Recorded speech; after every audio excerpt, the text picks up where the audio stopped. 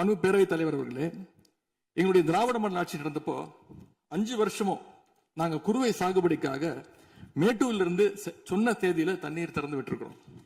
ஆனா புதிய அரசு ஆட்சிக்கு வந்திருக்கக்கூடிய இந்த சமயத்துல மேட்டூர் அணையில நீர் திறக்கிற அளவுக்கு அங்க தண்ணீர் இல்லை. குறிப்பா ஜூன் மாசத்துல 9.91 டிஎம்சி தண்ணீரை தமிழ்நாட்டுக்கு திறந்து விடணும்னு காவிரி நதிநீர் மேலாண்மை ஆணையம் கர்நாடகாவுக்கு உத்தரவு போட்டது. ஆனா இந்த நிமிஷம் வரைக்கும் அந்த உத்தரவை கர்நாடகா நிறைவேற்றல. அதை நிறைவேற்ற முதலமைச்சர் என்ன செய்ய போறாருன்னு பதிலுரையில சொல்லணும். அதேபோல் டெல்டாவில் 6 லட்சம் ஹெக்டர் அளவுக்கு குறுவை சீசன்ல குறுவை சாகுபடி ஆகும். இந்த முறை மேட்டூர் அணையில தண்ணீர் திறக்காதனால அரசு அறிவிச்சிருக்கக்கூடிய குறுவை சிறப்பு தொகுப்பு ஸ்பெஷல் பேக்கேஜ் 134 கோடி ரூபாய்க்கு அறிவிச்சிருக்கிறீங்க. அது பத்தலன்னு இன்னைக்கு விவசாயிகள் போராடிட்டு இருக்கிறாங்க. சிறப்பு தொகுப்பு கஷ்டத்தை போக்காது, உரிய நிவாரணத்தை விரைவா அறிவிக்கணும்னு விவசாயிகள் எல்லாம் போராடிட்டு இருக்கிறாங்க. அதனால டெல்டா விவசாயிகளின் சார்பாக ஒரு கோரிக்கையை முதலமைச்சர் அவர்களுக்கு வைக்க விரும்புகிறேன். தமிழ்நாடு முழுக்க போராடி இருக்கக்கூடிய அனைத்து விவசாய சங்க பிரதிநிதிகளையும் அழைச்சு முதலமைச்சர் அவசரமாக ஒரு ஆலோசனை கூட்டத்தை நடத்த வேண்டும்.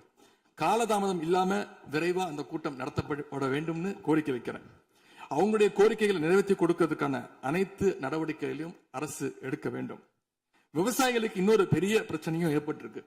தேர்தலுக்கு முன்பு நீங்க சொன்ன வாக்குறுதி 5 ஏக்கர் வரைக்கும் நிலம் வச்சிருக்க விவசாயிகளுக்கு முழுமையான பயிர்க்கடி தள்ளுபடின்னு நீங்க தான் சொன்னீங்க. ஆனா விவசாயிகளை இன்னைக்கு சிறு குறு விவசாயிகள்னு பிரிச்சு அதுலயே நிறைய ஸ்லாப்ஸ் ஏற்படுத்தி வச்சிருக்கிறீங்க. 1 லட்சம் அளவுக்கு கடன் வாங்கியிருந்தா 5000 ரூபாய் வரைக்கும் தான் தள்ளுபடி கிடைக்கும் அப்படின்ற நிலைமையை இன்னைக்கு உருவாக்கி இருக்கீங்க. அதுக்கப்புறம் அதுலயும் ஒரு சேஞ்ச் கொண்டு வந்தீங்க. 75,000 ரூபாய் வரைக்கும் வாங்கினவங்களுக்கு முழு தள்ளுபடின்னு சொல்லி இருக்கிறீங்க. இப்போ அதுல இன்னொரு சேஞ்ச் என்னன்னா, ஒரே குடும்பத்தில் உள்ள 3 நபர்கள் வரை கடன் பெற்றிருந்தாலும் தற்பொழுது ஒரு குடும்ப அட்டைக்கு ஒரு வேளாண் கடன் மட்டுமே தள்ளுபடி செய்ய அரசாணை வழங்கப்பட்டிருக்கு. எங்களுடைய ஆட்சியில, கடந்த கால ஆட்சிகள்ல இதெல்லாம் முழு தள்ளுபடி கொடுத்திருக்கிறோம். எனவே அதையும் இந்த விவசாயிகளை இதுக்கு மேல குழப்பாம இந்த அரசு முடிவெடுக்க வேண்டும் என்று நான் கேட்டுக்கொள்கின்றேன். அரசினுடைய இந்த ஏமாற்று அறிவிப்பை கண்டிச்சு போராட்டம் நடத்தின விவசாயிகள் மேல தடியடியும் நடத்தியிருக்கீங்க.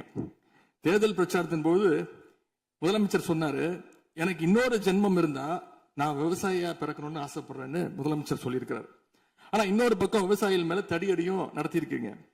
விவசாயியா பிறக்க இன்னொரு ஜென்மம்லாம் தேவையில்லை, எப்ப நினைச்சாலும் போய் விவசாயி ஆயிடலாம். ஆகவே வெற்று வார்த்தைகளால விவசாயிகளை ஏமாத்தாம இந்த அரசு செயல்படணும்னு நாங்க விரும்பி கேட்டுக்கொள்கின்றோம்.